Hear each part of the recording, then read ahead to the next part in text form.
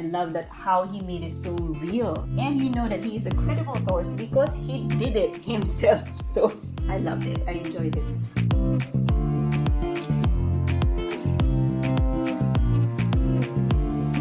The book is called Into Thin Air by Jon Krakauer. So it's a personal account of the Mount Everest disaster back in 1996. This was published in 1997. So parang just a few months after the Everest expedition, he started writing the book and got it published. Why am I reading it now? Because I came across the movie, yung Everest na movie, and I got interested. And then I realized, actually not me, ikaw, si Ray, realized that it's based from real events in real life. So that's how I came about the book. And you read it, you enjoyed it. So.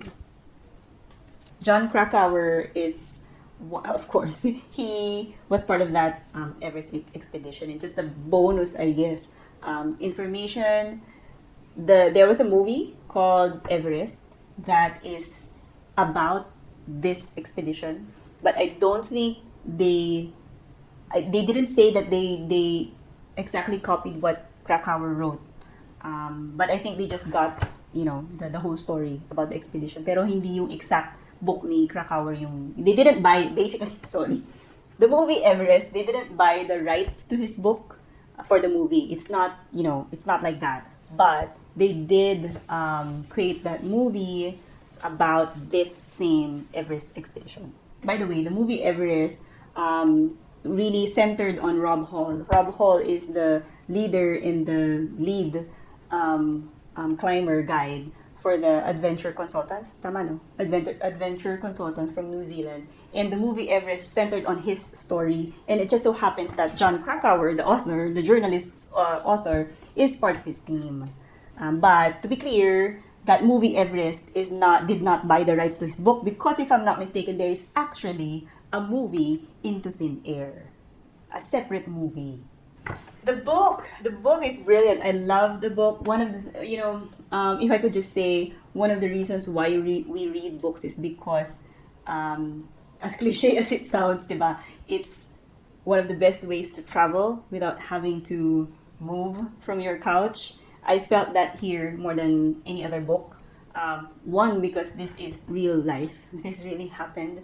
And this is really Jon Krakauer's first-hand account, first-hand experience when he climbed Mount Everest. So I enjoyed that. I appreciated that. I have never been to Nepal. I cannot imagine climbing the mountain. So reading this really gave me that sense na, oh my God, it's tough. And even the best, yun pa, that's another realization. Even the best of climbers, even the best mountain climbers, even how many times you've scaled whatever mountains or kahit expert ka na dyan, it's really nothing. Your experience would really boil down to whatever is the mood of the mountain. And as mystical as that sounds, it is what it is. And from what he says also in the book, and Jon Krakauer, by the way, the author, journalist, by the way, he is a legit mountain climber. Even before he climbed, he joined the expedition to Mount Everest. Ano na siya? Experienced climber na siya. Marami na siyang na akyat na bundok.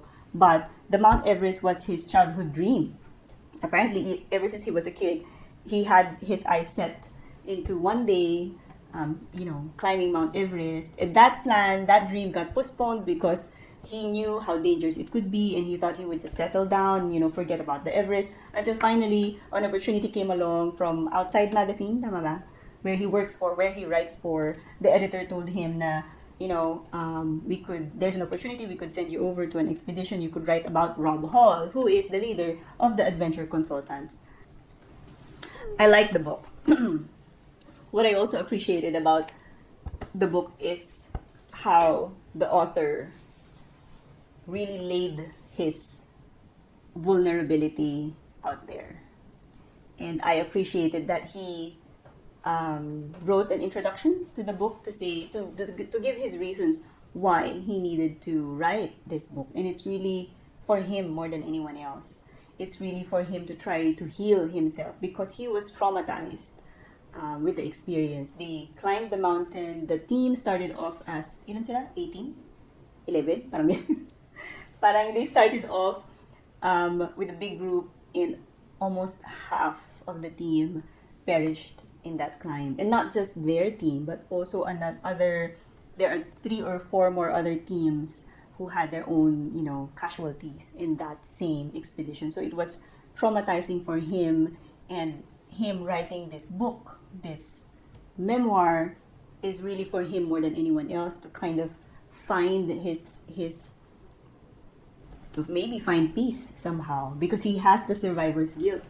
Why did he survive and his teammates did not, and so on. Magaling siya magsulat. And I guess I had high expectations going into this book because I know that he is an accomplished journalist and writer. This is not his first book as well. So I had high expectations, and he's a brilliant writer. Galing ng pagkasulat niya, technically and very well balanced. It didn't feel biased, but that would be a ridiculous statement. This being a memoir, of course, it's going to be biased at some level. But him being a journalist, he managed to relay the story on a very balanced account. Hindi siya mahirap basahin. It's very easy to read. I think anybody can read this. I think anybody will enjoy this. Anybody who loves to travel, loves to go out, anybody who loves adventure, just loving the outdoors, they would love this. They would appreciate this, and they would respect nature, I think. More than just Mount Everest, right? But you will respect nature as it is, because it's really, beyond your control. Another thing that I really liked about what he wrote is the Nepalese culture and superstition and religion, the Buddhism angle of it, how the Sherpas, the locals, are very superstitious and religious people. And he also shared what they think about the mountain, the Mount Everest, right? They view Mount Everest, they believe I should say. They believe that Mount Everest is a goddess. She is a goddess mountain, and she should be respected. And therefore, that's why, even if expert climber ka na, she still claims, she as in the mountain, still claims so many lives, because according to the locals, it's really up to her. She has her own weather, she has her own mood. So for me, that angle was fascinating for me, because it gives, Jon Krakauer gives that both views, the Westerner view and the Nepalese, the locals view. And you could see the stark difference of it. Even the way they treat the rituals, and they treat, what do you call this? One of the locals got altitude sickness, and then the locals, the Sherpas, are insisting that he's going to be fine, he just needs, something, ganyan. That's the Nepalese view, because they're very superstitious that way. But the Westerners' view are not, no, we have to bring him down the mountain, we have to intubate him or whatever, ganyan. So that was one of the more difficult parts of the book to read, because Jon Krakauer described it so vividly. That was one of the harder parts to read in the book, but that gives you a perspective, the reader. That gives you a perspective of how serious this is, how serious it is to attempt to climb Mount Everest. You cannot help but be attached to the characters, but they are real people, diba?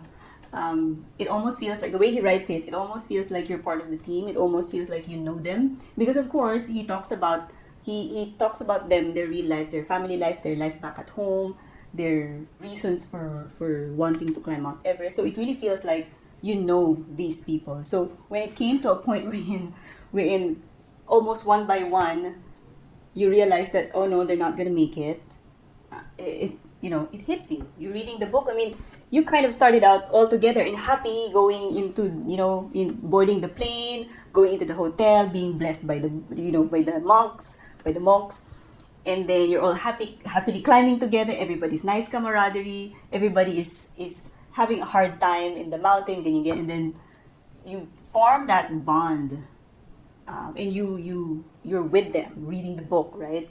So towards the end, yun na nga, one by one, parang kahiwa-hiwalay na sila, and then not everybody will make it, so that hits you pretty hard. I like one part of the book where he said, I think this was the day before they summit, parang si John, he realized that at the end of it, when you go up the mountain, when you go up Everest, really, you're on your own. You are not, there was a portion in the book where he said, this is where I felt that we are not a team after all. Because you go in it thinking you are a team because you're all together, but at the end of it, you really go up on your own and you really go down on your own because you don't have the capacity to help anybody else but yourself. So that was tough. For me, that part of the book was very telling. Kasi yun, you parang each man on their own at the end of it. And at the end of it, that's exactly what happened. So, hindi ako naiiyak. Naiinitan ako. In conclusion, this is a really good, it's absolutely one of the best books out there. And what I really appreciate about the book is because we have all grown up knowing that Mount Everest is the highest peak in the planet. It holds a mystical equivalent. It holds that almost a dream-like quality, right? When you talk to someone, when you talk about Mount Everest, parang, so it's almost fantasy. It's almost fantasy. And what I liked about the book is because he made it into a reality. He removed all the glory of the mountain, or of the climb, I should say, not the mountain itself, because the mountain is glorious, but the climb, the experience. He removed all those glory. He removed all the superlatives, all the tinted, rose-colored, alam mo yun, parang yung feeling of whatever na ganyan. He removed all of those. He made it so real. He just said that going up the Everest is just painful and tired and illogical. Nobody in his right mind would do it. And I love that he said that. I love that how he made it so real. I don't know, less than 1% of the population, maybe less and less of the population would ever get to do that. And he painted a very good picture of it. And you know that he is a credible source because he did it himself. So that was, I loved it. I enjoyed it. It's such an adventure. Not with a very happy ending, but a very good one still.